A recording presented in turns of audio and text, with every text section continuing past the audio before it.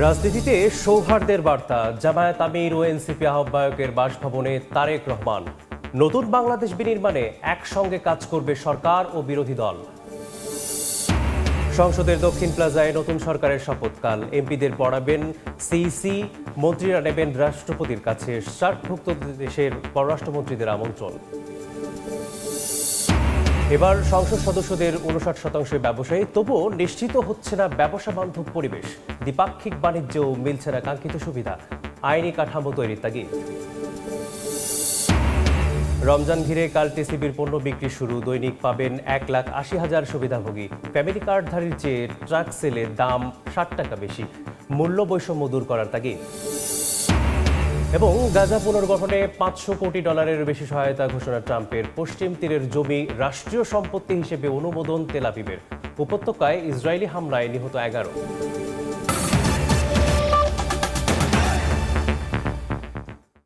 সকালের সময়ের সঙ্গে আছি আমি মেসবাহুল আলিফ। রাজনীতিতে সৌহার্দ্য ও সম্প্রীতির অনন্য দৃষ্টান্ত স্থাপন করলেন বিএনপি চেয়ারম্যান তারেক রহমান।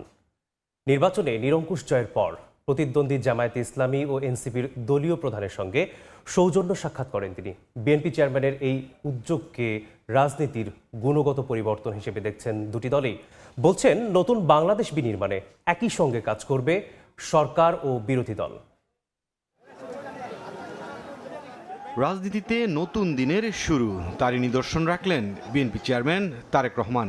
জাতীয় নির্বাচনে ভূমিধস জয়ের পর প্রধান প্রতিদ্বন্দ্বী জামায়াতে ইসলামী ও এনসিপি প্রধানের সঙ্গে তাদের বাসভবনে গিয়ে সাক্ষাৎ করে দিলেন সৌহার্দ্যের বার্তা। রোববার সন্ধ্যায় গুলশান কার্যালয় থেকে বসুন্ধরা আবাসিক এলাকায় জামায়াত আমিরের বাসভবনে পৌঁছালে তারেক রহমানকে উষ্ণ অভ্যর্থনা জানানো হয়। বিএনপি চেয়ারম্যানকে ফুলেল শুভেচ্ছা জানান জামায়াত আমির। পরে পৌনে ১ ঘন্টার মতো আলোচনা করেন দুজন। তারেক রহমান ও ডাক্তার শফিকুর রহমানের সাক্ষাৎ নিয়ে ব্রিফিংয়ে জামায়াত জানায়, নতুন বাংলাদেশ বিনির্মাণে একসঙ্গে কাজ করবে সরকার ও বিরোধী দল। একটা সৌহার্দ্যপূর্ণ পরিবেশের মাধ্যমেই আগামী সময়গুলোকে আমরা রাষ্ট্র পরিচালনায় সরকার এবং বিরোধী দল সমন্বিতভাবেই আমরা দেশের জন্য কল্যাণমূলক কাজ করতে পারব। আমরা এই ব্যাপারে একমত হয়েছি যে সকলে মিলে একসাথেই একটা কনস্ট্রাকটিভ ফিউচার আমরা গ্রহণ করতে পারবো, একটি নতুন বাংলাদেশ আমরা গঠন করতে পারবো। পরে রাজধানীর সার্কিট হাউস রোডে এনসিপি আহ্বায়কের বাসভবনে যান বিএনপি চেয়ারম্যান। তারেক রহমানকে স্বাগত জানিয়ে শুভেচ্ছা স্মারক হিসেবে এনসিপির প্রতীক শাপলা কলির কাঠামো ও জুলাই যোদ্ধার একটি চিঠি উপহার দেন নাহিদ ইসলাম। পরে উষ্ণ পরিবেশে প্রায় ১ ঘন্টা কথা বলেন দুজন। তারেক রহমান ও নাহিদ ইসলামের বৈঠক নিয়ে ব্রিফিংয়ে এনসিপি জানায়, বিএনপি চেয়ারম্যানের সৌজন্যতা রাজনৈতিক পরিবর্তনের আভাস। ফ্যাসিবাদ বিরোধী সব শক্তিকে নিয়ে দেশ গঠনের বিষয়ে ফলপ্রসূ আলোচনা হয়েছে। আজকের এই নির্বাচন পরবর্তী সৌজন্যমূলক সাক্ষাৎ বাংলাদেশের রাজনৈতিক সংস্কৃতিতে একটা পরিবর্তনের আভাস আমাদেরকে দেয়। এই সৌজন্যতার মধ্য দিয়েই, সংলাপের মধ্য দিয়েই আমরা বাংলাদেশের যে কোনো সংকটকে আমরা সমাধানের দিকে অগ্রসর করতে পারবো বলে আশাবাদী। সবাইকে নিয়ে দেশ পরিচালনার যে বার্তা দিয়েছিলেন তারেক রহমান, এই দুই বৈঠকের মধ্য দিয়ে তা যেন অনেকটাই বাস্তব হয়ে উঠেছে বলছেন রাজনীতি সংশ্লিষ্টরা। মুরসালিন হক জুনায়েদ, সময় সংবাদ, ঢাকা। জাতীয় সংসদের দক্ষিণ প্লাজায় হবে নতুন সরকারের শপথ। আগামীকাল সকালে নতুন এমপিদের শপথ পড়াবেন প্রধান নির্বাচন কমিশনার। বিকেলে প্রধানমন্ত্রী ও নতুন মন্ত্রিসভার সদস্যরা শপথ নেবেন রাষ্ট্রপতির কাছে। শপথ অনুষ্ঠানে সার্কভুক্ত দেশের পররাষ্ট্রমন্ত্রীদের আমন্ত্রণ জানিয়েছে অন্তর্বর্তী সরকার। এদিকে নতুন সরকারের মন্ত্রিপরিষদ নিয়ে নানা প্রত্যাশার কথা জানিয়েছেন সাধারণ মানুষ। ত্রয়োদশ জাতীয় সংসদ নির্বাচনে নিরঙ্কুশ সংখ্যাগরিষ্ঠতা পাওয়ায় বিএনপির চেয়ারম্যান তারেক রহমানের নেতৃত্বে নতুন সরকার শপথ নিতে যাচ্ছে মঙ্গলবার। সেদিন বিকেলে জাতীয় সংসদের দক্ষিণ প্লাজায় প্রধানমন্ত্রী হিসেবে তারেক রহমান ও নতুন মন্ত্রিসভার সদস্যদের শপথ অনুষ্ঠানের আয়োজন করা হয়েছে। শপথ পড়াবেন রাষ্ট্রপতি মোহাম্মদ শাহাবুদ্দিন। এর আগে একই দিন সকালে শপথ নেবেন নবনির্বাচিত সংসদ সদস্যরা। প্রধান নির্বাচন কমিশনার তাদেরকে শপথ পড়াবেন। সামনে একটা কঠিন চ্যালেঞ্জ নিয়ে আমাদের এই বাংলাদেশের মানুষের পাশেই আমাদেরকে দায়িত্বটুকু গ্রহণ করতে হবে এবং কঠিন দায়িত্বটুকু পালন করতে হবে। শপথ গ্রহণ অনুষ্ঠানে অংশগ্রহণের জন্য সার্কভুক্ত দেশের পররাষ্ট্রমন্ত্রীদের আমন্ত্রণ জানানো হয়েছে বলে জানিয়েছেন আইন উপদেষ্টা। সচিবালয়ে তিনি সাংবাদিকদের জানান, বিএনপির অভিপ্রায়ের কারণেই সংসদ ভবনের দক্ষিণ প্লাজায় হবে শপথ অনুষ্ঠান। যেহেতু আমাদের এই সংসদটা একটু ভিন্ন, অনেক কষ্ট, অনেক বেদনা, অনেক আপনার প্রাণহানি বিনিময়ে আমরা এই সংসদটা পেয়েছি। সবকিছু বিবেচনা করে ওনারা অভিপ্রায় ব্যক্ত করেছেন, আমরা সেটা অনুযায়ী আয়োজন করছি। মঙ্গলবার দিন সকাল 10টার সময় সংসদ সদস্যদের শপথ হচ্ছে, আর বিকাল 4টায় সাউথ প্লাজাতে শপথ অনুষ্ঠান হবে মন্ত্রিসভার। সার্ক কান্ট্রিগুলোর পররাষ্ট্র মন্ত্রীদের বলা হয়েছে। রাজনৈতিক দলগুলো নতুন মন্ত্রীদের আগাম শুভেচ্ছা জানিয়ে পরিবেশ উপদেষ্টা বলেন, নির্বাচিত সরকারকে যে কোনো ধরনের সহযোগিতায় প্রস্তুত তারা। তাদেরকে আমরা অন্তরের অন্তঃস্থল থেকে শুভেচ্ছা জানাই, স্বাগত জানাই। তাদের সাথে আমাদের নিশ্চয়ই একটা ওয়ার্কিং রিলেশনশিপ থাকবে। আমরা যখন সুশীল সমাজে যাব, এনজিওতে ফেরত যাব, যার যার পেশায় ফেরত যাব, সকলেই সকল সময় সকল সরকারের সাথেই আমরা যোগাযোগ রেখে কাজ করি। তারা যদি আমাদেরকে কোনো ব্যাপারে আমাদের পরামর্শ প্রয়োজন মনে করেন, তারা অবশ্যই চাইবেন, আমরা দিব। শপথ অনুষ্ঠানে মন্ত্রী, প্রতিমন্ত্রী বা উপমন্ত্রী হিসেবে ডাক পাওয়া ব্যক্তিদেরকে বহন করতে পরিবহন পুলের পক্ষ থেকে 50টি গাড়ি প্রস্তুত রাখা হয়েছে বলে জানিয়েছে মন্ত্রিপরিষদ বিভাগ। প্রসূন আশিস, সময় সংবাদ, ঢাকা। বিএনপি চেয়ারম্যান তারেক রহমানের নেতৃত্বে নতুন সরকারের শপথ অনুষ্ঠানে অংশ নিতে ঢাকায় আসছেন ভারতের লোকসভার স্পিকার ওম বিড়লা। তার সঙ্গে আসছেন দেশটির পররাষ্ট্র সচিব বিক্রম মিশ্রও। রোববার ভারতের পররাষ্ট্র মন্ত্রণালয় এক সংবাদ বিজ্ঞপ্তিতে বিষয়টি নিশ্চিত করেছে। এতে বলা হয়, ওম বিড়লা ও বিক্রম মিশ্রি 17 ফেব্রুয়ারি ঢাকায় বাংলাদেশের নবনির্বাচিত সরকারের শপথ গ্রহণ অনুষ্ঠানে ভারত সরকারের প্রতিনিধিত্ব করবেন।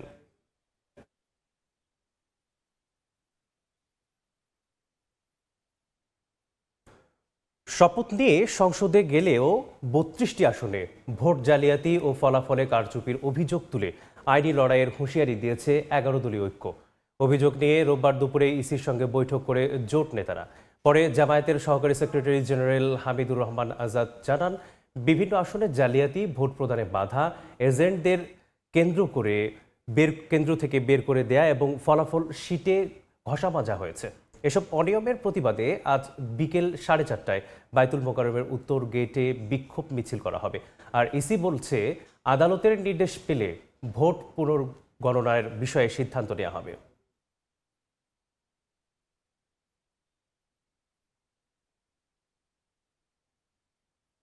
বত্রিশটি আসন চিহ্নিত করা হয়েছে। স্বল্প ভোটের ব্যবধানে এখানে আমাদেরকে হারিয়ে দেওয়া হয়েছে। কমিশনের কাছে বলেছি এগুলো রিকাউন্টিং করা হোক, আমরা আইনের প্রক্রিয়ার মধ্যে যাব। গেজেট প্রকাশের যে সময়কাল, এটি তো আমরা আরও আশাবাদী ছিলাম যে আরও আগে যদি দেয়া যেত ভালো হতো। যদি নির্বাচন সংশ্লিষ্ট কোনো অভিযোগ থাকে, তারা সেটি যদি মাননীয় হাইকোর্টে যদি শরণাপন্ন হন, সেই অনুযায়ী সিদ্ধান্ত পাবেন তারা। নিরঙ্কুশ জয়ে 1.5 যুগ পর বরিশালে আবারও ক্ষমতায় আসলো বিএনপি। দলটির নেতারা বলছেন, কেন্দ্র থেকে তৃণমূলের ঐক্যবদ্ধ শক্তি বিজয়ের বন্দরে পৌঁছাতে ভূমিকা রেখেছে। ধানের শীষের সমর্থকদের বাইরেও আস্থা রেখেছেন তরুণ ও সংখ্যালঘু ভোটাররা। এবার আস্থার প্রতিদান দিতে জন আকাঙ্ক্ষা বাস্তবায়নের কাজ করার পরামর্শ বিশ্লেষকদের। অপূর্ব রিপোর্ট। বহুকাঙ্ক্ষিত ত্রয়োদশ জাতীয় সংসদ নির্বাচনে ধানের শীষের জয় জয়কার। বরিশাল জেলার সবগুলো 6টি আসন ছাড়াও বিভাগের 21টি আসনের 18টিতেই নিরঙ্কুশ জয় বিএনপির। সংশ্লিষ্টরা বলছেন, বিভাগে তরুণ ভোটারদের সংখ্যায় 1/3, যারা এ নির্বাচনে মূল ফ্যাক্টর হিসেবে কাজ করেছেন। তরুণরা বলছেন, কর্মসংস্থান এবং পরিবর্তনের আকাঙ্ক্ষা থেকেই তারা ধানের শীষকে বেছে নিয়েছে। তিনি ছিলেন মহানায়ক। আমাদের মধ্যে ছোটখাটো বিভেদ যা ছিল, নির্বাচনের সময় সবাই সেই বিভেদ ভুলে দলের পক্ষে কাজ করেছে। সবাই মিলে দলটাকে সুসংগঠিত করব, সেভাবে আমাদের ইচ্ছা আছে। যারা বিশেষ করে যারা গত 15-17 বছর দলে ছিল, মাঠে ছিল, আন্দোলনের ছিল, হামলা মামলা গুমের শিকার হয়েছে, এদের গুরুত্বটা অগ্রাধিকার দিয়ে আমরা দলটাকে সুসংগঠিত এবং গোছাতে চাই। রাজনৈতিক বিশ্লেষকরা বলছেন, বড় জয়ে জনপ্রত্যাশাও বড়। তাই ইস্তেহার বাস্তবায়নের পাশাপাশি চ্যালেঞ্জ, দলকে সুসংগঠিত রাখতে বিএনপির প্রতি আহ্বান নাগরিক সমাজের প্রতিনিধিদের। বিএনপির জন্য এখন সবচেয়ে বড় যে চ্যালেঞ্জটা, সেটা হচ্ছে যে কর্মীদেরকে একটি শৃঙ্খলার মধ্যে নিয়ে আসা, অর্থাৎ তাদের কর্মীগুলি কিন্তু খুব সুসংগঠিত না, তাদের দলীয় ভিতরে সুশাসন আনতে হবে। 2 এবং 3 নম্বর যেটা হচ্ছে জনবান্ধব করতে হবে, জনগণের সাথে একটি সুসম্পর্ক তৈরি করতে হবে, একটি মেলবন্ধন তৈরি করতে হবে। প্রায় 1.5 যুগ পর বরিশালে হারানো দুর্গ ফিরে পেয়েছে বিএনপি। নির্বাচন শেষে এখন কাজের মধ্য দিয়ে এর জনপ্রিয়তা ধরে রাখার মিশন বাস্তবায়ন শুরুর পরামর্শ সুধীজনদের। অপূর্ব অপু, সময় সংবাদ, বরিশাল। এবার জাতীয় সংসদ নির্বাচনে বিজয়ীদের মধ্যে 59% পেশায় ব্যবসা। গতবার যা ছিল 67%। অর্ধেকেরও বেশি সংসদ সদস্য ব্যবসায়ী হলেও দেশে নিশ্চিত হচ্ছে না ব্যবসা বান্ধব পরিবেশ। দ্বিপাক্ষিক বাণিজ্যেও মিলছে না কাঙ্ক্ষিত সুবিধা জানিয়ে হতাশ ব্যবসায়ী নেতারা। সার্বিক উন্নয়ন নিশ্চিতে ব্যবসা বান্ধব আইনি কাঠামো তৈরির তাগিদ অর্থনীতিবিদদের। সাইফুল ইসলামের রিপোর্ট। ত্রয়োদশ জাতীয় সংসদ নির্বাচনে বিজয়ী হয়েছে 297 জন। এর মধ্যে 59% পেশা হিসেবে ব্যবসা উল্লেখ রয়েছে নির্বাচনী হলফনামায়। দ্বাদশ জাতীয় সংসদ নির্বাচনে যা ছিল 67%। নির্বাচন কমিশনের তথ্য বিশ্লেষণে দেখা যাচ্ছে 2001 সাল থেকে 2026 সাল পর্যন্ত অনুষ্ঠিত 6টি জাতীয় সংসদ নির্বাচনে বিজয়ীদের মধ্যে অর্ধেকের বেশি পেশায় ব্যবসা। ব্যবসায়ী তো আমাদের এই যে সংসদের অধিকাংশ সদস্য হবে এটাই স্বাভাবিক, কারণ রাজনীতিটাই হয়ে গেছে ব্যবসা। আমাদের রাজনৈতিক সংস্কৃতিতে চরম অবক্ষয় হয়েছে। রাজনীতিটা এখন জনকল্যাণ নয়, তাদের জন্য ন্যায্য সুযোগ সুবিধা থাকতে হবে। তেমনিভাবে ব্যবসায়ীরা যাতে কোনো রকম মানুষের স্বার্থহানি না করতে পারে সেটা নিশ্চিত করতে হবে। সংসদে বেশিরভাগ ব্যবসায়ী হওয়া সত্ত্বেও বছর জুড়ে ব্যবসা বান্ধব পরিবেশের অভাবের অভিযোগ করেন ব্যবসায়ী নেতারা। নতুন সরকারের আইন প্রণেতারা যেন অর্থনীতিকে টেকসই করার উপযুক্ত নীতি কাঠামো তৈরি করেন সেই দাবি তাদের। সামগ্রিকভাবে দেশের আইনগুলোকে যেন ব্যবসা বান্ধব করা যায় সেই বিষয়ে আসলে ওনাদের লক্ষ্য রাখা উচিত, কারণ ওনারা কোন পেশা থেকে গেছেন সেটার থেকে দেশ আগে প্রাইভেট সেক্টরকে এগিয়ে নিয়ে যাওয়ার জন্য যে একটা ব্যবসা বান্ধব দুর্নীতিমুক্ত পরিবেশ এবং আইন শৃঙ্খলা পরিস্থিতি উন্নয়ন দরকার। আর 8.5 মাস পর স্বল্পোন্নত দেশের তালিকা থেকে বেরিয়ে উন্নয়নশীল দেশের চূড়ান্ত স্বীকৃতি পাওয়ার পর উত্তরণকে টেকসই করতে বিনিয়োগ বান্ধব পরিবেশ নিশ্চিত করার পরামর্শ দিচ্ছেন অর্থনীতিবিদরা। কোনো ব্যক্তিকে মাথায় রেখে, কোনো গোষ্ঠীকে না মাথায় রেখে, কোনো ব্যবসায়িক গোষ্ঠী যাতে ব্যক্তিগতভাবে কোনোভাবে বেনিফিটেড না হতে পারে, অর্থাৎ সামগ্রিকভাবে যাতে দেশের কল্যাণ হয়, দেশের বিনিয়োগের পরিবেশ একটা সুষ্ঠু পরিবেশ থাকে, যাতে সৎ ব্যবসায়ী, ভালো ব্যবসায়ী তারা যাতে ব্যবসা করতে পারে। বিদেশি বিনিয়োগ আকর্ষণেও সরকারকে বিশেষ গুরুত্ব দিয়ে কাজ করার তাগিদ ব্যবসা ও অর্থনীতি সংশ্লিষ্টদের। সাইফুল ইসলাম, সময় সংবাদ, ঢাকা। সকালের সময় আরো থাকছে।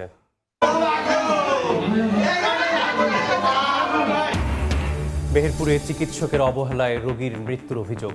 হাসপাতালে স্বজনদের বিক্ষোভ, অস্ত্রোপচারের আগেই মারা গেছেন দাবি ডাক্তারের। অভিযোগ তদন্তে পুলিশ। রমজান উপলক্ষে টিসিবির বিশেষ বিক্রি কার্যক্রম শুরু হচ্ছে মঙ্গলবার। এতে স্মার্ট ফ্যামিলি কার্ডের পাশাপাশি দৈনিক আরও 1,80,000 জন বাজার মূল্যের চেয়ে কমে পণ্য কিনতে পারবেন। তবে কার্ডধারী সুবিধাভোগীরা তুলনায় ট্রাক থেকে পণ্য কিনতে প্রতি প্যাকেজে 60 টাকা বেশি গুনতে হবে নিম্নবিত্তকে। একই ভোক্তা শ্রেণীকে লক্ষ্য করে চালানো একই কার্যক্রমে 2 রকম দাম নির্ধারণকে বৈষম্য হিসেবে দেখছেন অর্থনীতিবিদরা, যা সরকারের উদ্দেশ্যকে প্রশ্নের মুখে ফেলবে বলে মনে করেন তারা। কামরুল হাসান সবুজের রিপোর্ট।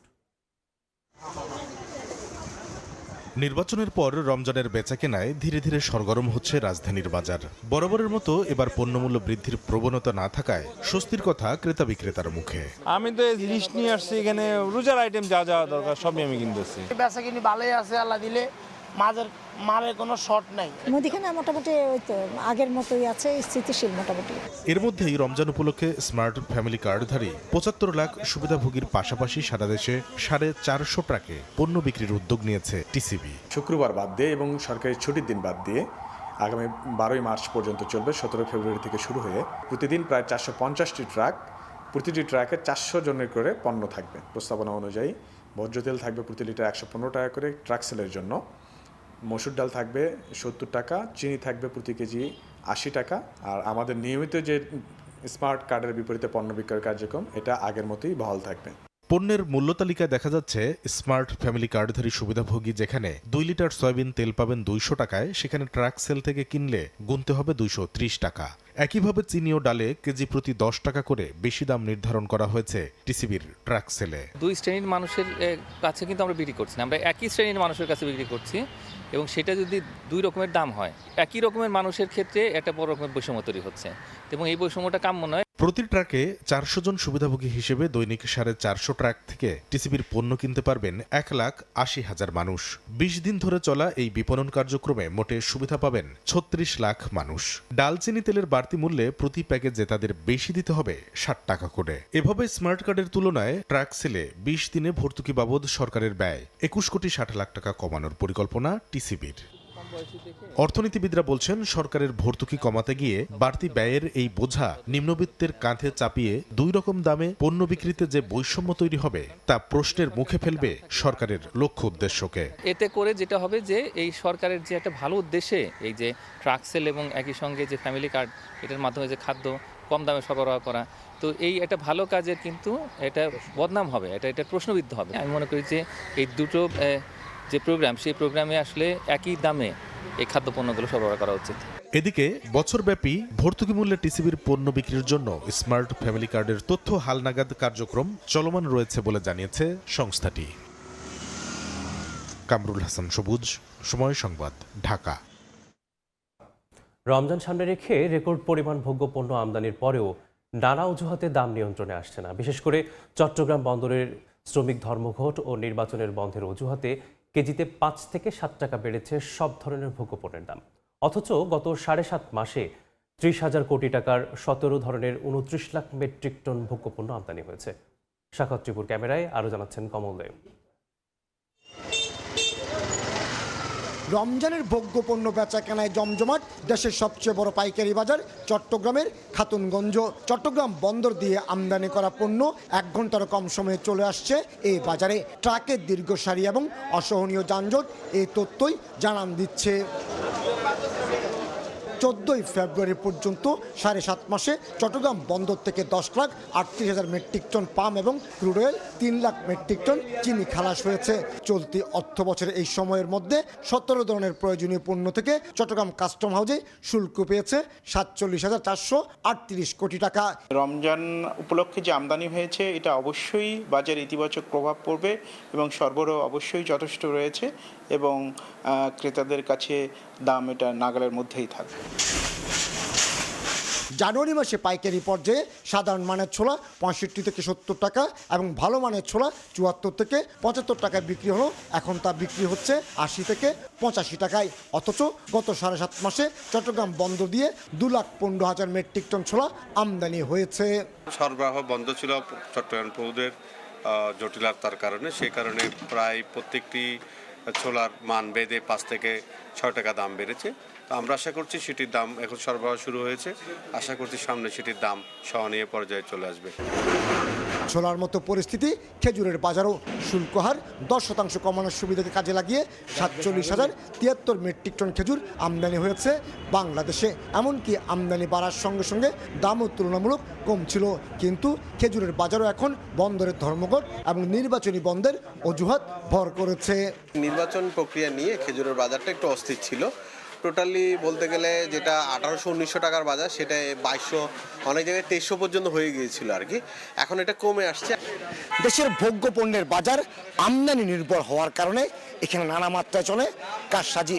বিশেষ করে রমজানকে সামনে রেখে যেসব ভোগ্য পণ্য আমদানি করা হয়, নানা অজুহাতে চলে দাম বাড়ানোর প্রতিযোগিতা।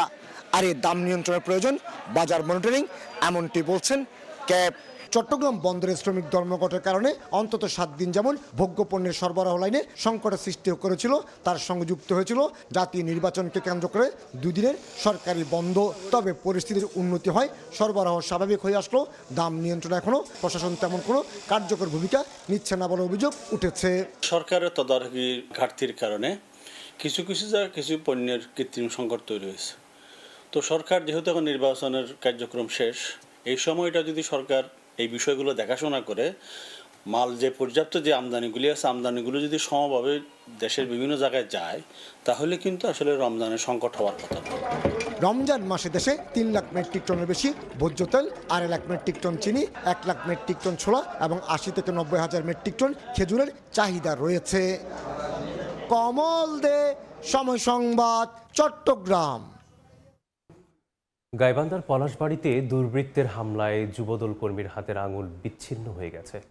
এ সময় পায়েও গুরুতর আঘাত পান তিনি। রোববার রাত 9টার পরে এ হামলার ঘটনা ঘটে। স্থানীয় নেতাকর্মীরা জানান, জুনদহ বাজার থেকে বাসায় ফিরছিলেন উপজেলার বরিশাল ইউনিয়নের যুবদল কর্মী কাকন। পথে তার উপর অতর্কিত হামলা চালিয়ে তার হাতের আঙুল কেটে দেয় দুর্বৃত্তরা। আঘাত পান পায়েও। আহত অবস্থায় উদ্ধার করে হাসপাতালে পাঠায় স্থানীয়রা। অবস্থার অবনতি হলে রংপুর মেডিকেল কলেজ হাসপাতালে নেওয়া হয়। কাকনের ওপর জামায়াত শিবির কর্মীর হামলা চালিয়েছে বলে অভিযোগ পলাশবাড়ী উপজেলা বিএনপির। এই ঘটনার দৃষ্টান্তমূলক শাস্তির দাবি করছেন নেতাকর্মীরা। অভিযোগ খতিয়ে দেখে ব্যবস্থা নেওয়া হবে বলেও জানিয়েছে পুলিশ। কনফার্ম না আর কি কারা করছে, ওরা দাবি করতেছে যে জামাতের লোকজন। যাই হোক, এটা অভিযোগ দিলে আমরা বলতে পারবো ডিটেল। আমি বলছি যে এরকম কোনো চিনতে পেরেছে কিনা, সে বলছে যে না, সে তো অসুস্থ, তার সাথে কথা বলে থানায় দিবে, জানাবে। প্রাথমিক চিকিৎসা দিয়ে রংপুরে রিপার্ট করছে। স্টিলটেক মানে গুণগত মানের নিশ্চয়তা। It's all about stainless style. মেহেরপুরে চিকিৎসকের অবহেলায় রোগী মৃত্যুর অভিযোগ উঠেছে। এই ঘটনায় স্বজনরা বিক্ষোভ করলে উত্তেজনা ছড়িয়ে পড়ে হাসপাতালে। স্বজনদের অভিযোগ, চিকিৎসকের অবহেলায় মারা গেছেন রোগী, আর চিকিৎসকের দাবি অপারেশন থিয়েটারে নেয়ার আগেই মারা যান তিনি। অভিযোগপত্র খতিয়ে দেখার তাগিদ জানিয়েছে পুলিশ। স্বজনদের আহাজারিতে ভারী হাসপাতালের পরিবেশ। মেহেরপুর শহরের গারাবাড়িয়া গ্রামের 55 বছর বয়সী নাসিমা খাতুনকে জরায়ু অস্ত্রোপচারের জন্য ভর্তি করা হয় মেহেরপুর ক্লিনিকে। রোববার রাত 9:30টার দিকে নেওয়া হয় অপারেশন থিয়েটারে। এর কিছুক্ষণ পরেই তার মৃত্যু হয় বলে পরিবারের সদস্যদের জানান চিকিৎসক। স্বজনদের দাবি, ভুল চিকিৎসায় মৃত্যু হয়েছে নাসিমার। আমার দাদা বোন, আমার দারোয়ান বোন, আমার মজুর আমার সঙ্গে হলো, আমার সঙ্গে করেনি। দেখুনই জানছে আমার বোন মরে গেছে, আর নীরব তো কথা কইছে না, আমরা বুঝে আমার সে নাক কান গলা ডাক্তার, সে অন্য কিভাবে রোগী চিকিৎসা করে, তার ছেলে ডাক্তার না, অবাস করার জন্য ইনজেকশন দিয়ে মেরে ফেলায়। তবে চিকিৎসকদের দাবি, অপারেশন থিয়েটারে নেয়ার আগেই হৃদযন্ত্রের ক্রিয়া বন্ধ হয়ে রোগীর মৃত্যু হয়েছে। যেহেতু ডাক্তার বলছে যে তার আমরা কোনো কিছুই করি নাই, এটা ন্যাচারাল ডেথ। সে ভয় পেয়েছে, ভয় পাওয়ার পরে হঠাৎ করে কার্ডিয়াক শক হয়েছে, কার্ডিয়াক অ্যারেস্ট হয়েছে, মারা গেছে। এটা তো ডাক্তারের কিছু করার থাকে না। ডাক্তার চেষ্টা করেছে তাকে সার্ভাইভ করানোর জন্য। অভিযোগ পেলে আইনগত ব্যবস্থা নেওয়ার আশ্বাস দিয়েছে পুলিশ। পরিবার থেকে যদি কোনো লিখিত অভিযোগ আমাদের কাছে দেয়, আমরা চেষ্টা করছি তাদের কাছ থেকে নেওয়ার। তো তারা যদি আমাদের কাছে দেয়, আমরা এরপর আমাদের যে আইনগত ব্যবস্থা, সেই ব্যবস্থা আমরা করব। এই ঘটনার পর উত্তেজনা ছড়িয়ে পড়ে হাসপাতালে। রোগীর স্বজনরা বিক্ষোভ করলে আইন শৃঙ্খলা বাহিনীর সদস্য এসে পরিস্থিতি নিয়ন্ত্রণে আনে। সময় সংবাদ, মেহেরপুর। সকালের সময় আরও থাকছে। টি-20 বিশ্বকাপে বাঁচা মরার লড়াইয়ে আজ শ্রীলঙ্কার মুখোমুখি হবে অস্ট্রেলিয়া। ইডেন গার্ডেন্সে নবাগত ইতালির প্রতিপক্ষ ইংল্যান্ড। গরম, রাতে ঠান্ডা। আবহাওয়ার তারতম্যে পটুয়াখালীর হাসপাতালে বেড়েছে বিভিন্ন বয়সী রোগীর সংখ্যা। এর মধ্যে শিশুর সংখ্যা বেশি। এ বিষয়ে আরও খবর জানতে পটুয়াখালীর 250 শয্যা মেডিকেল কলেজ হাসপাতালে আছেন সহকর্মী মনির হোসেন বাদল। সরাসরি যাচ্ছি তার কাছে। বাদল, হঠাৎ করে আবহাওয়ার পরিবর্তনের কারণে কিন্তু এই যে পটুয়াখালী মেডিকেল কলেজ হাসপাতালে কিন্তু শিশু রোগীর সংখ্যা কিন্তু বেড়েই চলছে। আমরা এই যে পটুয়াখালী মেডিকেল কলেজে হাসপাতালে রয়েছি, এখান থেকে কিন্তু 40টি বেড রয়েছে। আর এই 40টি বেডের বিপরীতে কিন্তু আজকে আমরা দেখা যাচ্ছে 108 জন রোগী কিন্তু এখানে চিকিৎসা নিচ্ছে।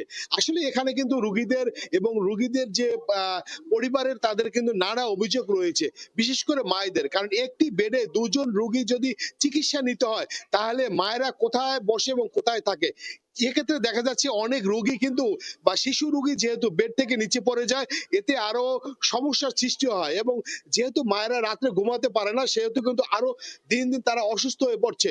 আসলে এই যে হঠাৎ করে আবহাওয়া পরিবর্তন, দেখা যাচ্ছে যে দিনে প্রচুর পরিমাণ গরম পড়ছে এবং রাতে প্রচুর পরিমাণ ঠান্ডা পড়ছে, যার কারণে কিন্তু নিউমোনিয়া সহ ঠান্ডা জাতীয় অনেক রোগী, অনেক সমস্যার সৃষ্টি হচ্ছে শিশুদের। বিশেষ করে কিন্তু ডায়রিয়া রোগীর সংখ্যা এখানে বেশি দেখা যাচ্ছে এবং ঠান্ডাজনিত রোগের সংখ্যা আরো বেশি। আর যেহেতু আমরা যতটুকু এখানে জানতে পারছি যে গত জানুয়ারি এবং ফেব্রুয়ারি, আজকে 16 তারিখ, এই কিন্তু 1.5 মাসের ভিতর কিন্তু এখানে কিন্তু 3 জন শিশু কিন্তু মারা গেছে নিউমোনিয়া সহ বিভিন্ন রোগে। আর সেজন্য কিন্তু এখানে যারা চিকিৎসা নিতে আসে তারা কিন্তু সবসময় আতঙ্কের ভিতর থাকে সঠিক চিকিৎসা পাওয়ার জন্য। আমি এ বিষয়ে পটুয়াখালী যে এই মেডিকেল কলেজ হাসপাতালের তত্ত্বাবধায়ক রয়েছে দিলরুবা ইয়াসমিন রিজা, আমি তার সাথে কথা বলেছি। তিনি যে বিষয়টা আমাকে জানিয়েছে যে পটুয়াখালী মেডিকেল কলেজ 250 শয্যা থাকলেও পাশে আরেকটি 500 শয্যা হসপিটাল ইতিমধ্যে কাজ শেষ হয়েছে কিন্তু এখনো চালু হয়নি, যার কারণে কিন্তু এই চালু না হওয়ার কারণে কিন্তু ওখানে রোগী যেতে পারছে না। তিনি বলছেন অচিরেই এই 500 শয্যা হসপিটালটি চালু হবে। চালু হলে এই যে রোগীর যে সমস্যা, থাকার যে সমস্যা, এটি আর থাকবে না। কারণ 500 শয্যা হলে শিশু রোগীর বেডের সংখ্যাই অনেক বেড়ে যাচ্ছে। আর এখানে কিন্তু আমরা যে স্বজনেরা রোগী, যে শিশু রোগী রয়েছে, শিশু রোগীর যে মা এবং বাবা যারাই রয়েছে, তারা কিন্তু বারবার একটি অভিযোগ করে যাচ্ছে যে আমরা একটি বেডে আমরা 2 জন শিশু নিয়ে আমরা 2 জন মায়েরা কিভাবে থাকবো, যার কারণে তাদের চিকিৎসা নিতে তাদের হিমশিম খেতে হচ্ছে। আর এদিকে চিকিৎসক যারা রয়েছে, চিকিৎসকের হিমশিম খেতে, চিকিৎসা দিতে হিমশিম খেতে হচ্ছে। এই ছিল পটুয়াখালী মেডিকেল কলেজ হাসপাতাল থেকে আমার কাছে আজকে ঠান্ডাজনিত রোগের সর্বশেষ। যুক্ত ছিলাম পটুয়াখালী থেকে। দেখছেন সকালের সময়, সঙ্গেই থাকুন। 1 যুগেরও বেশি সময় ধরে বন্ধ পটুয়াখালী পলিটেকনিক ইনস্টিটিউটের ছাত্রাবাস। এতে ভোগান্তির শেষ নেই দূর দূরান্ত থেকে আসা শিক্ষার্থীদের। যদিও বরাদ্দ পেলে হোস্টেল মেরামত করে দ্রুত খুলে দেওয়ার আশ্বাস কর্তৃপক্ষের। মোহাম্মদ মনির হোসেন বাদলের তথ্য এবং সুজন দামের তোলা ছবি নিয়ে রিপোর্ট। মূল ফটকে ঝুলছে তালা, বিভিন্ন জায়গায় রং চটে গেছে, খুলে পড়ছে ছাদের পলেস্তরা। এটি পটুয়াখালী পলিটেকনিক ইনস্টিটিউটের ছাত্রাবাস। 1 যুগের বেশি সময় ধরে পরিত্যক্ত অবস্থায় রয়েছে ছাত্রাবাসটি। দীর্ঘদিন ধরে অবহেলা আর অযত্নে পড়ে থাকায় জরাজীর্ণ অবস্থা। এতে ভোগান্তিতে পড়েছেন দূর দূরান্ত থেকে আসা শিক্ষার্থীরা। ছাত্রাবাসের অভাবে বাসা ভাড়া নিয়ে থাকতে হচ্ছে তাদের। এজন্য খাওয়া ও থাকার খরচ গুনতে হচ্ছে বেশি। পাশাপাশি রয়েছে নিরাপত্তার অভাবও। দ্রুত ছাত্রাবাসটি বসবাসের উপযোগী করার দাবি শিক্ষার্থীদের। হোটেলে খাইতে গেলে অনেক সময় দেখা যায় যে আমরা ছিনতাইকারীর শিকার হয়ে আমাদের মোবাইল, মানিব্যাগ এগুলো আমরা ঝুঁকিতে থাকি। এবং বর্ষাকালে আমাদের অতিবৃষ্টির কারণে অনেক সময় আমরা ক্লাসে ঢুকতে আমাদের দেরি হয়। সব মিলিয়ে টাকা খরচ হয় আমাদের 6 থেকে 7 হাজার টাকা।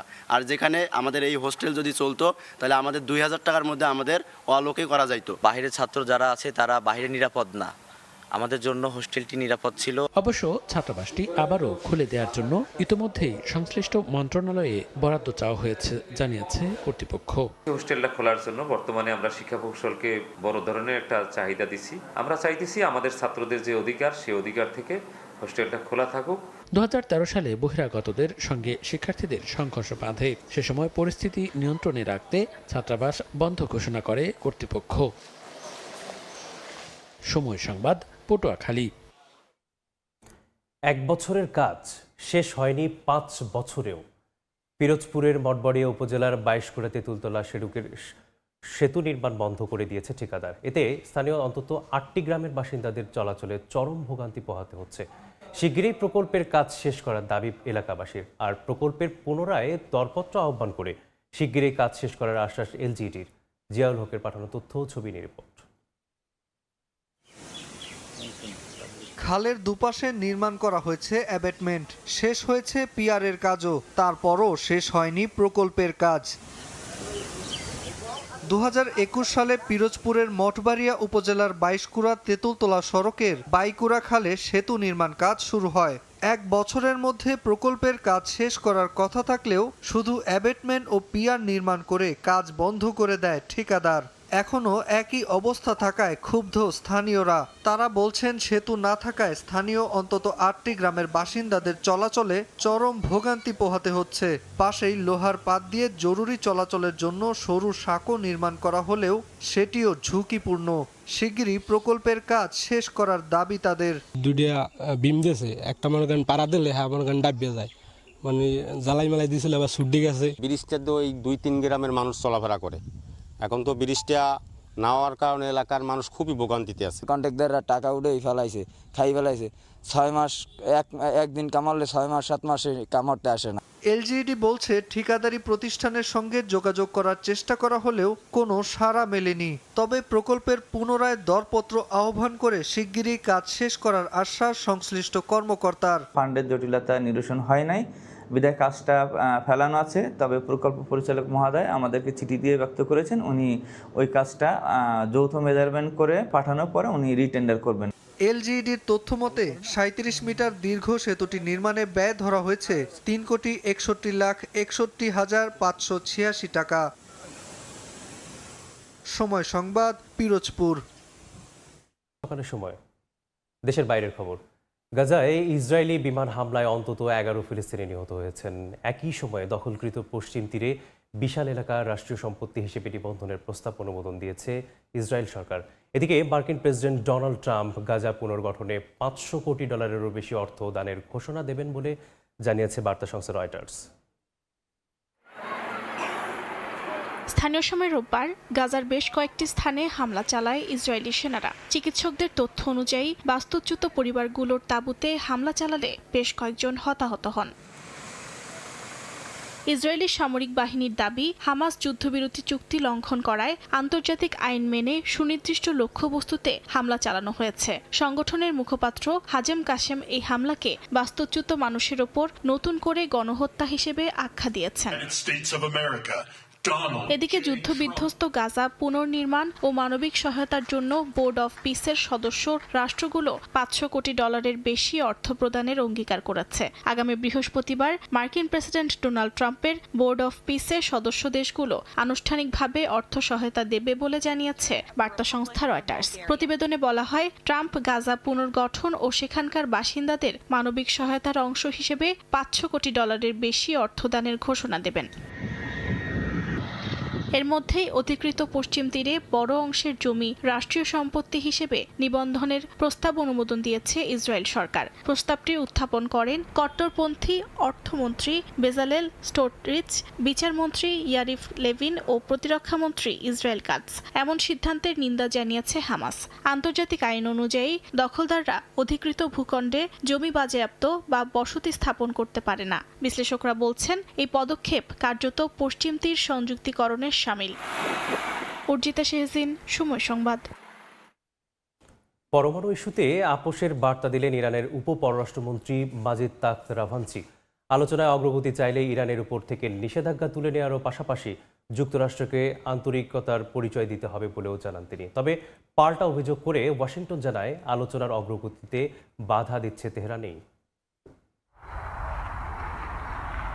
নতুন করে মাত্রা পাচ্ছে ইরান যুক্তরাষ্ট্র পরমাণু আলোচনা। ব্রিটিশ সংবাদ মাধ্যম বিবিসিকে দেয়া এক সাক্ষাৎকারে ইরানের উপপররাষ্ট্রমন্ত্রী মজিদ তাখত রাভানচি বলেন, যুক্তরাষ্ট্র নিষেধাজ্ঞা প্রত্যাহার ইস্যুতে আলোচনা করতে রাজি হলে ইরান পারমাণবিক বিষয়ে কথা বলতে প্রস্তুত। তবে চুক্তি করতে হলে যুক্তরাষ্ট্রকে অবশ্যই আন্তরিকতার প্রমাণ দিতে হবে বলেও জানান তিনি। যদিও ওয়াশিংটনের অভিযোগ আলোচনার অগ্রগতিতে বাধা দিচ্ছে তেহরানি। ফেব্রুয়ারির শুরুতে ওমানের মাস্কটে বৈঠকে বসে দুই পক্ষ। আলোচনা ইতিবাচক পথে হাঁটলেও তেমন কোনো সমাধান আসেনি। বৈঠকে 60% ইউরেনিয়াম তরল করার প্রস্তাব দেয় ইরান। যদিও দেশটির কাছে 400 কেজির বেশি উচ্চমাত্রা সমৃদ্ধ ইউরেনিয়াম রয়েছে। বাকি ইউরেনিয়াম বিদেশে পাঠানো হবে কিনা তা এখনই বলার সময় হয়নি বলে জানান তাখত রাভানচি। এ সময় দ্বিতীয় দফার আলোচনা আগামী মঙ্গলবার জেনেভায় অনুষ্ঠিত হবে বলেও জানান তিনি। আলোচনার মূল বিষয় পরমাণু ইস্যুই থাকতে হবে। ক্ষেপণাস্ত্র কর্মসূচি বা আঞ্চলিক মিত্রদের বিষয়ে কোনো আলোচনা হবে না বলে জানায় তেহরান। শূন্য মাত্রার সমৃদ্ধকরণ ইস্যু আলোচনায় আর নেই বলেও দাবি ইরানের। কূটনৈতিক আলোচনার মধ্যেই যুদ্ধের প্রস্তুতি জোরদার করছে ওয়াশিংটন।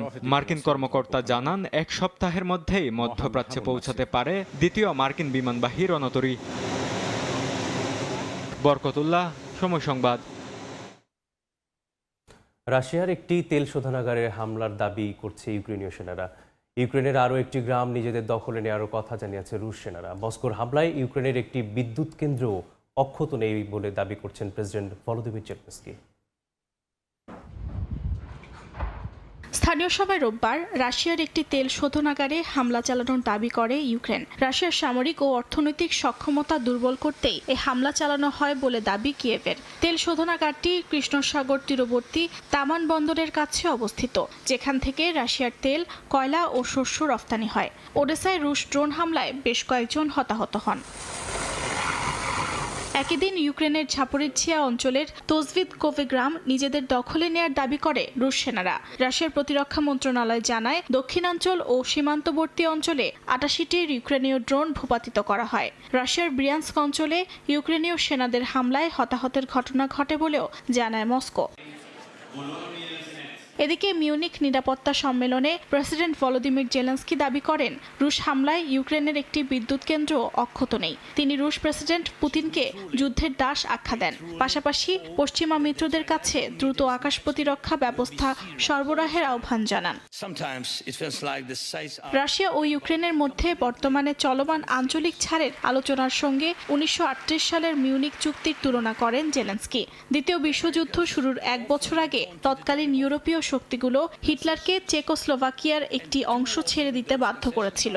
জেলেনস্কি সতর্ক করে বলেন, ইউক্রেনকে বিভক্ত করে এই যুদ্ধ স্থায়ীভাবে বন্ধ করা যাবে না। তিনি বলেন, কার্যকরী নিরাপত্তা নিশ্চিতকরণই কেবল ভবিষ্যতে রাশিয়ার আগ্রাসন বন্ধ করতে পারে। এমন পরিস্থিতির মধ্যেই ইউক্রেনের সাবেক জ্বালানি মন্ত্রী জার্মান গোলুশচেঙ্কো দেশ ছাড়ার চেষ্টা করার সময় আটক হয়েছেন। দুর্নীতি কেলেঙ্কারিতে নাম জড়ানোর পর গেল বছর তাকে পদ ছাড়তে হয়। দেশটির জাতীয় দুর্নীতি দমন ব্যুরো ন্যাবু জানায়, সীমান্ত অতিক্রমের সময় তাকে আটক করা হয়। গেল নভেম্বরে তার বিরুদ্ধে প্রায় $100 মিলিয়ন অর্থ আত্মসাতের অভিযোগ সামনে আসে। পাশাপাশি বিপুল অঙ্কের অর্থ বিদেশে পাচার করা হয়েছে বলেও অভিযোগ রয়েছে। অর্জিতা শাহজিন, সময় সংবাদ।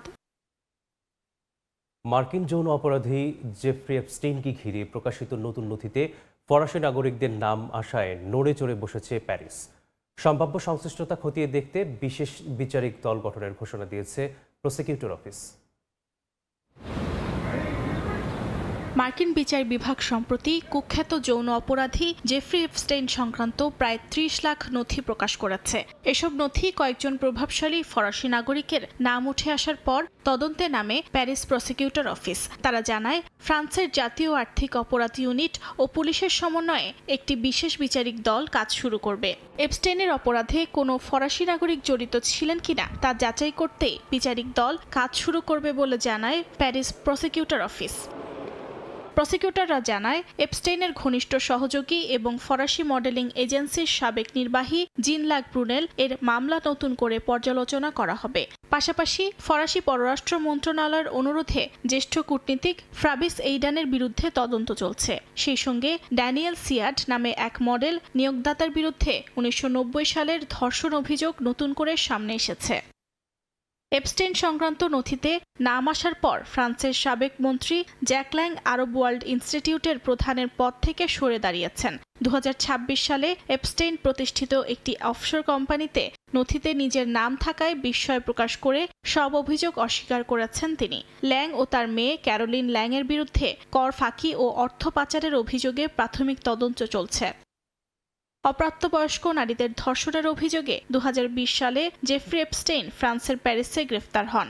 ২০২২ সালে কারাগারে তার মরদেহ উদ্ধার করা হয়। মৃত্যুর পর ২০২৩ সালে মামলাটি বন্ধ হয়ে যায়। তবে নতুন নথি প্রকাশের পর আবারও প্রশ্ন উঠেছে তার ভূমিকা নিয়ে। অভিযোগ আছে, দরিদ্র পরিবারের মেয়েদের মডেলিংয়ের প্রলোভন দেখিয়ে শোষণের চক্রে জড়িত ছিলেন তিনি।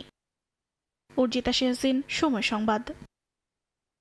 যুক্তরাষ্ট্রের রাজনৈতিক সংস্কৃতিতে শিষ্টাচার ও দায়িত্ববোধ হারিয়ে গেছে বলে মন্তব্য করেছেন দেশটির সাবেক প্রেসিডেন্ট বারাক ওবামা। তিনি এবং তার স্ত্রীকে নিয়ে ট্রাম্পের বর্ণবিদ্বেষী ভিডিও শেয়ারের প্রতিক্রিয়ায় একথা বলেন তিনি। এমনকি মিনেসোটায় আইসির অভিযানকে শিষ্টাচারী কর্মকাণ্ডের সঙ্গে তুলনা করে সাবেক মার্কিন এই প্রেসিডেন্ট। সাবেক মার্কিন প্রেসিডেন্ট বারাক ওবামা তার এবং স্ত্রী মিশেল ওবামাকে নিয়ে বর্তমান প্রেসিডেন্ট ডোনাল্ড ট্রাম্পের সোশ্যাল মিডিয়া অ্যাকাউন্টে শেয়ার করা একটি বর্ণবিদ্বেষী ভিডিও নিয়ে মুখ খুলেছেন। লিবারেল পডকাস্টার ব্রায়ান টাইলার কোহেনের সঙ্গে এক সাক্ষাৎকারে ওবামা পরোক্ষভাবে ট্রাম্পের পোস্ট করা ওই ভিডিও নিয়ে ক্ষুব্ধ প্রতিক্রিয়া প্রকাশ করেন। একসময় সরকারি কর্মকর্তাদের মধ্যে যে লজ্জা এবং শালীনতা কাজ করত তা এখন হারিয়ে গেছে বলে মন্তব্য করেন সাবেক মার্কিন প্রেসিডেন্ট। বারাক ওবামা বলেন, যুক্তরাষ্ট্রের রাজনৈতিক কথাবার্তা এমন এক নিষ্ঠুরতার পর্যায়ে নেমে গেছে যা আগে দেখা যায়নি। ট্রাম্পের নাম সরাসরি উল্লেখ না করে ওবামা বলেন, অধিকাংশ যুক্তরাষ্ট্রের নাগরিক এ ধরনের আচরণকে গভীরভাবে উদ্বেগজনক বলে মনে করেন। তার ভাষায়, সামাজিক যোগাযোগ মাধ্যম ও টেলিভিশনে এক ধরনের বিদ্রুপাত্মক প্রদর্শনী চলছে এবং যাদের আগে শালীনতা ও দায়িত্ববোধের প্রত্যাশা করা হতো তাদের মধ্যেও এখন সে বোধের ঘাটতি দেখা যাচ্ছে। সম্প্রতি ট্রাম্পের মালিকানাধীন সামাজিক যোগাযোগ মাধ্যম ট্রুথ সোশ্যালে আপত্তিকর এক ভিডিও পোস্ট করা হয়। ভিডিওর শেষাংশে ওবামা ও তার স্ত্রী মিশেল ওবামাকে বানরের রূপে দেখানো হয়েছিল। ওই ভিডিওর কারণে ডেমোক্র্যাট ও রিপাবলিকান উভয় দলের নেতাদের কাছ থেকেই ব্যাপক সমালোচিত হন মার্কিন প্রেসিডেন্ট ডোনাল্ড ট্রাম্প। অর্জিতা শেহজিন, সময় সংবাদ। দেখছেন সকালের সময়। খেলার খবর। তৃণমূল ক্রিকেটের স্থবিরতা কাটুক, নতুন সরকারের কাছে এমনটাই প্রধান চাওয়ার সাবেকদের। সেই সঙ্গে দেশের ক্রীড়াঙ্গনের দায়িত্ব উঠুক এমন কারো কাঁধে যাদের অতীত অভিজ্ঞতা আছে। মন্তব্য সাবেক অধিনায়ক হাবিবুল বাশারের। বিরতি কাটিয়ে লিটন দাসরা ব্যস্ত হচ্ছেন চলতি মাসেই নানা আয়োজনে। আগামী মাসে পর্দা উঠবে স্কুল ক্রিকেটের। সরকার যায় আসে, তবে ভাগ্য বদলায় না তৃণমূল ক্রিকেটের। দেশের বেশিরভাগ জেলায় খেলা নেই। হতাশায় কেউ ক্রিকেট ছাড়ছেন, কেউ বা ছাড়ার পথে। ক্ষমতার মসনদে নতুন সরকার, তাই নতুনভাবে স্বপ্ন দেখা শুরু করেছেন ক্রিকেট সংশ্লিষ্টরা। প্রত্যাশা, অন্তত এবারে কাটবে তৃণমূল ক্রিকেটের স্থবিরতা। আমার নিজের ডিস্ট্রিক্টে কিন্তু গত 3 বছর ধরে ক্রিকেট লিগ হয় না। সেই লিগগুলি যাতে নিয়মিত হয়, সেটা না হলে আসলে আমাদের ফিউচার প্লেয়ার উঠে আসার সংখ্যাটা কমে যাবে। আমি আমার ডিস্ট্রিক্টে প্রচুর খেলা খেলেছি, সেই খেলাগুলি কিন্তু রিসেন্ট পাস্ট ইয়ারে অনেক কমে গেছে, নিয়মিত হয় না। অনেকগুলি ডিস্ট্রিক্টে নিয়মিত ক্রিকেট লিগ হচ্ছে না। এই ডিস্ট্রিক্ট পর্যায়ের খেলাগুলি যেন আরও বাড়াতে পারে, নিয়মিতভাবে যেন হয়, এই প্রত্যাশা থাকবে। অন্তর্বর্তী সরকারের সময়ে যুব ক্রীড়া মন্ত্রণালয় যারা সামলেছেন তাদের কারোরই ছিল না ক্রীড়াঙ্গনের অভিজ্ঞতা। তাতে ভোগান্তিও কম হয়নি। আসিফ মাহমুদ কিংবা আসিফ নজরুলদের একাধিক সিদ্ধান্ত নিয়ে সমালোচনা শেষ নেই। নতুন সরকারের কাছে তাই সাবেকদের প্রত্যাশা, এই মন্ত্রণালয় যেন সামলায় খেলার জগতের মানুষরা। স্পোর্টিং ব্যাকগ্রাউন্ড আছে ডেফিনেটলি, যারা স্পোর্টস করে, যাদের স্পোর্টিং ব্যাকগ্রাউন্ড আছে, ক্রিকেটার স্পোর্টস থেকে যারা ওন করেন, তাদেরকে ডেফিনেটলি আমরা দেখছি অ্যাজ এ স্পোর্টস পার্সন হিসেবে। এদিকে চলতি মাসেই ক্রিকেটে ফিরতে যাচ্ছেন লিটন মোস্তাফিজরা। ওয়ানডে ফরম্যাটের বিসিএল এর পর্দা উঠবে 20 ফেব্রুয়ারি। পাশাপাশি ব্যস্ততা শুরু হবে স্কুল ক্রিকেটে। মার্চে জাঁকজমকভাবে এই সংস্করণ চালু করতে যাচ্ছে বিসিবির গেম ডেভেলপমেন্ট বিভাগ। ইভেন্ট ম্যানেজমেন্টের সাথে কথা বলছি, আমাদের আরেকটা মিটিং বাকি আছে। আমরা আশা করছি যে নেক্সট মান্থেই আমরা ডিস্ট্রিক্ট লেভেলে খেলাটা শুরু করব। আমরা এবার স্কুল ক্রিকেটের বড় করে করতে চাই। বড় করে করতে আমরা চাই সারা দেশে স্কুল ক্রিকেট নিয়ে হাইপ তৈরি করতে এবং প্রমোশনও করতে চাই স্কুল ক্রিকেটটা নিয়ে। এবং এবার স্কুল ক্রিকেট একটু অন্যরকম হবে, আপনারা দেখতে পারবেন। জাতীয় দলের ব্যস্ততা শুরু হবে আগামী মাসে। পাকিস্তানকে ঘরের মাঠে আতিথেয়তা দেবে টাইগাররা। সাব্বির মিথুন, সময় সংবাদ, ঢাকা। টি-20 বিশ্বকাপের খবর। গ্রুপ বিতে কাল বাঁচা মরার ম্যাচে মাঠে নামছে অস্ট্রেলিয়া। প্রতিপক্ষ টেবিল টপার স্বাগতিক শ্রীলঙ্কা। কোয়ার্টার ফাইনালের আশা বাঁচিয়ে রাখতে এই ম্যাচে জয় পেতেই হবে। 2 পয়েন্ট নিয়ে টেবিলের 3 নম্বরে থাকা অজিতের। অন্যদিকে জয় পেলেই সেরা 8-এ জায়গা নিশ্চিত করবে লঙ্কানরা। ম্যাচ শুরু বাংলাদেশ সময় সন্ধ্যে 7:30টায় ইডেন গার্ডেন্সে। এর আগে বেলা 3:30টায় সুপার 8 নিশ্চিতের মিশনে ইতালির মুখোমুখি হবে ইংল্যান্ড। জিম্বাবুয়ের কাছে হার বিশ্বকাপে এবারের আসরের সবচেয়ে বড় অঘটন। সাবেক চ্যাম্পিয়ন অস্ট্রেলিয়ার এখন কোয়ার্টার ফাইনালে জায়গা পাওয়াটাই অনিশ্চিত। সেরা 8-এ খেলার স্বপ্ন বাঁচিয়ে রাখতে এবার বি গ্রুপের এখন পর্যন্ত সবচেয়ে সফল দলের মুখোমুখি হবে মাইটি অস্ট্রেলিয়া। পাল্লেকেলা আন্তর্জাতিক স্টেডিয়ামে অস্ট্রেলিয়ার প্রতিপক্ষ স্বাগতিক শ্রীলঙ্কা। তবে বাঁচা মরার লড়াইয়ের আগে জিম্বাবুয়ে ম্যাচে দলের পারফরমেন্স অস্ট্রেলিয়ার বড় চিন্তার কারণ। সে ম্যাচে মাত্র 2 উইকেটই ফেলতে পেরেছিল জাম্পা স্টনিসের মতো বোলাররা। ব্যাটিংও ছিল হতশ্রী অবস্থা। রেনশো, ম্যাক্সওয়েল, ট্রাভিস হেড ছাড়া কোনো ব্যাটারি পারেনি 2 অঙ্কের সংখ্যা অতিক্রম করতে। সুপার 8-এ খেলার সমীকরণে এখন বেশ চাপিয়ে আছে অজিরা। 2 ম্যাচে 1 জয়ে টেবিলের 3 নম্বরে আছে তারা। বি গ্রুপের বড় বাধা টপকে 2 জয়ে 4 পয়েন্ট নিয়ে দ্বিতীয় স্থান দখল করে রেখেছে জিম্বাবুয়ে। পরের রাউন্ডে খেলতে হলে তাই স্বাগতিকদের বিপক্ষে এ ম্যাচে জয় পেতেই হবে অস্ট্রেলিয়ার। তবে এ ম্যাচে অধিনায়ক মিচেল মার্শকে পাওয়া নিয়ে আছে শঙ্কা। 2 জয়ে বি গ্রুপে টেবিলে সবার ওপরে শ্রীলঙ্কা। এ ম্যাচে জয় পেলেই তাদের নিশ্চিত হয়ে যাবে সুপার 8-এ খেলা। আগের ম্যাচে বড় জয়ে আত্মবিশ্বাসী দাসুন সানাকার দল। ব্যাট হাতে দুর্দান্ত ছন্দে আছেন কুশল ম্যান্ডিস, পবন রত্নায়কারও। স্পিনে ভরসা দুনিত অল্লা লাগে। এছাড়া চাপে থাকা অজিদের বিপক্ষে ঘরের মাঠের সুবিধা ভালোভাবেই নিতে চাইবে লঙ্কানরা। যদিও টি-20 আন্তর্জাতিক ম্যাচের পরিসংখ্যানে বেশ পিছিয়ে আছে লঙ্কানরা। এখন পর্যন্ত 26 বারের মুখোমুখি দেখায় অজিদের 16 জয়ের বিপরীতে শ্রীলঙ্কা জয় পেয়েছে 10 ম্যাচে। অস্ট্রেলিয়া শ্রীলঙ্কা ম্যাচে টস হতে পারে এক্স ফ্যাক্টর। ব্যাটিং সহায়ক উইকেটে আগে ব্যাট করা দলেরই জয়ের পরিসংখ্যানে এগিয়ে। এছাড়া শ্রীলঙ্কা এবারের বিশ্বকাপের দলীয় সর্বোচ্চ 25 রানও করেছে এই মাঠে। এদিকে এর আগে ইডেন গার্ডেন্সে কোয়ার্টার ফাইনাল নিশ্চিতের মিশনে মাঠে নামবে ইংল্যান্ড। ওয়েস্ট ইন্ডিজের কাছে হারলেও দ্বিতীয় দল হিসেবে 2 জয়ে সি গ্রুপ থেকে সুপার 8-এ খেলার পথে এগিয়ে 3 লায়ন্স। এ ম্যাচে প্রতিপক্ষ প্রথমবারের মতো বিশ্বকাপে সুযোগ পাওয়া ইতালি। যদিও নেপালের কাছে ধাক্কা খাওয়ার পর ছোট দলের বিপক্ষে বেশ সাবধানী থাকবে ব্র্যান্ডন ম্যাককলামের দল। এছাড়া আগের ম্যাচে নেপালকে হারিয়ে বিশ্বকাপ ইতিহাসের প্রথম জয় পেয়েছে ইতালি। তামিম হোসেন, সময় সংবাদ। এ পর্যায়ে শীর্ষ সংবাদগুলো জানিয়ে দিচ্ছি আরেকবার। রাজনীতিতে সৌহার্দ্যের বার্তা, জামায়াত আমির ও এনসিপির আহ্বায়কের বাসভবনে তারেক রহমান। নতুন বাংলাদেশ বিনির্মাণে একসঙ্গে কাজ করবে সরকার ও বিরোধী দল। সংসদের দক্ষিণ প্লাজায় নতুন সরকারের শপথকাল। এমপিদের পড়াবেন সিসি, মন্ত্রীরা নেবেন রাষ্ট্রপতির কাছে সার্কভুক্ত দেশের পররাষ্ট্রমন্ত্রীদের আমন্ত্রণ। এবং এবার সংসদ সদস্যদের 59% ব্যবসায়ী, তবুও নিশ্চিত হচ্ছে না ব্যবসা বান্ধব পরিবেশ। দ্বিপাক্ষিক বাণিজ্যেও মিলছে না কাঙ্ক্ষিত সুবিধা, আইনি কাঠামো তৈরির তাগিদ।